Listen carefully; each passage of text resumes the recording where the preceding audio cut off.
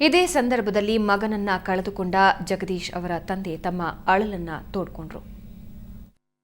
ಈಗ ಅವ್ರು ಬಂದು ನಮಗೆ ಸಾಂತ್ವನ ಹೇಳೋದು ಲೇಟ್ ಆಗಿದೆ, ನಾನು ಫಾರಿನಲ್ಲಿದ್ದೆ ಈಗ ಬಂದ ತಕ್ಷಣ ಬಂದಿದ್ದೀನಿ ಅಂತ. ಅವರು ಬಂದ ತಕ್ಷಣ ಬಂದಿದ್ದಾರೆ. ಅವರಿಗೆ 108 ಪೂರ್ವ ನಿಯೋಜಿತ ಕೆಲಸಗಳಿರ್ಬೋದು, ಇದ್ದಿರ್ತಾವೆ, ಗೃಹ ಸಚಿವರಿಗೆ ಇದ್ದೇ ಇರ್ತದೆ.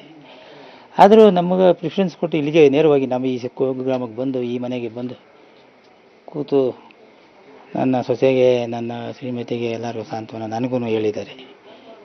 ನಾವು ನಿಮ್ಮೊಂದಿಗೆ ಇದ್ದೀವಿ, ನಿಮ್ಮ ದುಃಖದ ನಾನು ಭಾಗಿಯಾಗಿದ್ದೀನಿ ಅಂತಲೂ ಹೇಳಿದ್ದಾರೆ. ಏನು ಕೊಡಬೇಕು, ಹಿಂದೆ 5 ಲಕ್ಷ ಕೊಡ್ತಾಯಿದ್ರು, ಈಗ ಬಂಡೆಯವರು ಸತ್ತ ಮೇಲೆ ತದನಂತರ ನಾವು ಒಂದು ಹೆಚ್ಚಿನ ಅನುದಾನಗಳನ್ನು ಈ ಒಂದು ಕೃತ್ಯಗಳನ್ನ ಈಡಾಗಿರೋರಿಗೆ, ಸರ್ಕಾರಿ ಪೊಲೀಸ್ ಇಲಾಖೆನ ಮೃತಪಟ್ಟವ್ರಿಗೆ ಕೊಡ್ತೀವಿ ಅಂತ. ಈಗ ಮತ್ತು ಇದು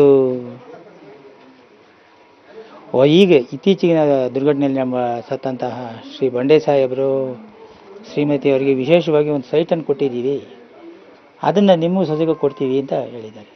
ನನ್ನ 2 ಮಕ್ಕಳಿಗೆ ವಿದ್ಯಾಭ್ಯಾಸಕ್ಕೆ ಅವರು ಎಲ್ಲ ಸಹಕಾರ ನೀಡ್ತೀವಿ ಅಂತ ಹೇಳಿದ್ದಾರೆ.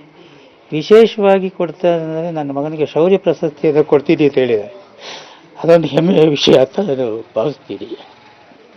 ಎಲ್ಲ ನನ್ನ ಮಗ ಸತ್ತಿದೆ ನಂದೇ ದೊಡ್ಡದಂತಂದರೆ, ಪೊಲೀಸ್ ಇಲಾಖೆಯಲ್ಲಿ 100 ಜನ 1000 ಜನ ಸಾಯ್ತಾ ಇರ್ತಾರೆ.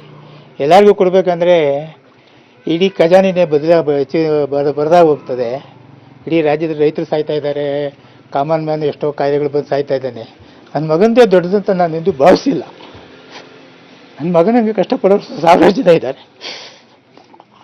ನನ್ನ ಮಗನಿಗೆಲ್ಲ ಬೇಕು ಅಂದರೆ ಬೇರೆ ಮಕ್ಕಳು ಅವರು ಎಲ್ಲ ದೃಷ್ಟಿ ನೋಡಿರೋ ರಾಜ್ಯ ನಡೆಸ್ತಕ್ಕಂಥವರು ಮಂತ್ರಿಗಳು, ಅದು ಸರ್ಕಾರ ಯೋಚನೆ ಮಾಡಿ ಕೊಡ್ತದೆ, ಅದನ್ನು ಅವರ ವಿವೇಚನೆಗೆ ಬಿಟ್ಟಿರ್ತಕ್ಕಂಥದ್ದು.